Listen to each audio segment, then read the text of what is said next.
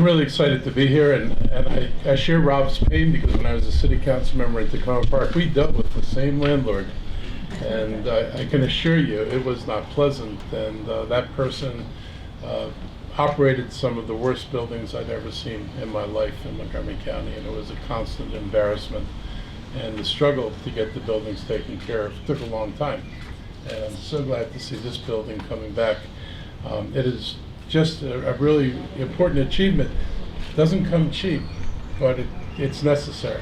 We've got to preserve affordable housing. We lose too much of it.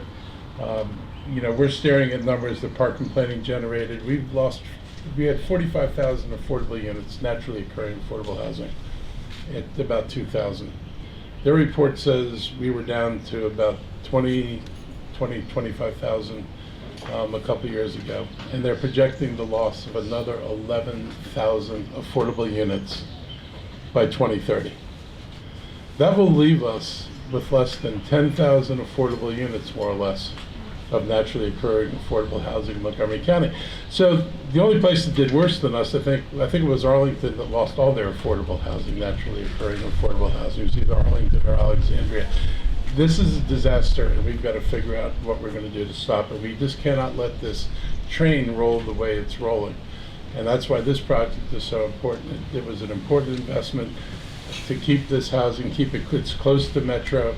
We're going to be struggling with the same thing in Bethesda. I don't see anybody from HOC here, but they stepped in on Battery Lane and bought a series of buildings on Battery and on Bradley in order to keep them affordable, in order to keep the master plan, which would have displaced massive numbers of people, from being realized. They're going to make sure that when they do the renovations or do additions, that they're going to start by preserving the units for the people who are already there today. So that's really important.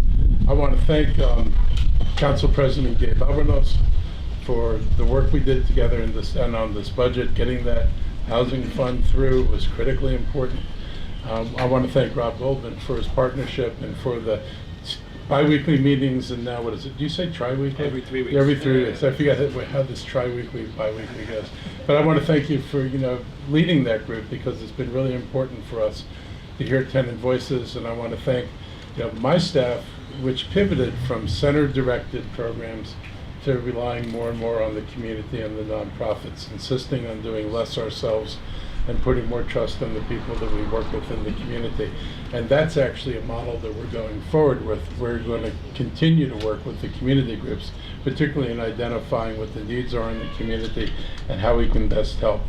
MHP got critical support, in lending for this project from us, and it's part of our approach to both protect, preserve, and produce dedicated units. And this is what we're able to do here, and it's, like I said, it's a great model. We just went through a similar grand reopening with some of your folks at Snowden Ridge in Colesville, where the county was able to lend enough that we could protect the tenants there from displacement and protect affordable housing. And if you see those buildings now, they're a gem. And it's just really astounding what they were able to do and still maintain the affordability. We are working with St. Anne's Episcopal Church in Damascus, and we're helping there for them to build an affordable housing project. We repurposed and reused an office building for a senior facility in Sandy Spring Village, and we did the infill development at Silver Creek Senior Living in Kensington. Right now we're inviting developers to look at 18 county properties. I think 5 or 6 of them in Bethesda, 5 or 6 of them in Silver Spring. The rest are around the county. But these are in the heart of Bethesda. We're not interested in the money. What we're interested in is making the land available. We'll probably take long-term leases on the land, so we don't drive up the property cost. It would be ironic if we charged the money for the property and then had to increase the subsidy of the project in order to make the units affordable. The easiest thing for us to do is lease the property, not take the money, and make sure it's affordable. So I'm excited about that. I know there's a lot of interest in the nonprofit community for many of these lots. I'm looking forward to your proposals. And the nice thing about the county doing this, we don't have to settle for 15% affordability or 30% affordability. I will not do that. We're going to drive this project in a way we get much higher levels of affordability. If you know what we're doing on Beers Mill Road and Bushy Drive, we've got 192 units. All of that is going to be affordable housing.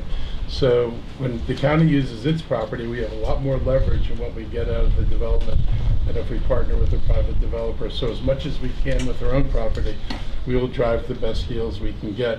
The county committed $69 million in low-cost loans to support long-term rental controls over 1,200 affordable units in 2022, and that meant we were able to preserve 627 units, and we produced another 587 new units. So that's what we're able to do in 22, and that's in the middle of the pandemic. And so this has been, in case anybody's confused about it, this has been a harder environment to work in than not the pandemic environment. And I know you all have suffered from the supply chain problems like everybody else, and we're all hoping that someday ships with Chinese goods can land at our shores and bring us the stuff that's in the supply chain, and that maybe we get a forward enough thinking economic agenda that we actually start producing things here again. That would be a novel concept, so we don't have to ship everything from overseas. But it's important that we were still able to keep this project going despite the rising costs, and you people were innovative and creative, and I'm glad you were able to do this. We've got $40 million in our budget this year to help nonprofits like Rob's grab properties when they come up for sale. I know when I was a council member, I can't think of how many times you came into my office and said, if only I could release this money, we could buy this project, and we didn't have the money in the budget. Well, we've put 40 million in so we can do rapid acquisition of property and make sure that nonprofits can get a hold of it, line up their permanent financing, not have to try to fit that into the window when you can exercise the right of first refusal. I'm excited about this. So I look forward to ribbon cutting and taking a look at the apartments in here. I was in this building before it got rehabbed, so it'll be interesting to see what it looks like after it got rehabbed. So thank you all very much, and Rob, thank you and your team for making this actually happen, and thank you for getting rid of one of the worst landlords in Montgomery County. Bye.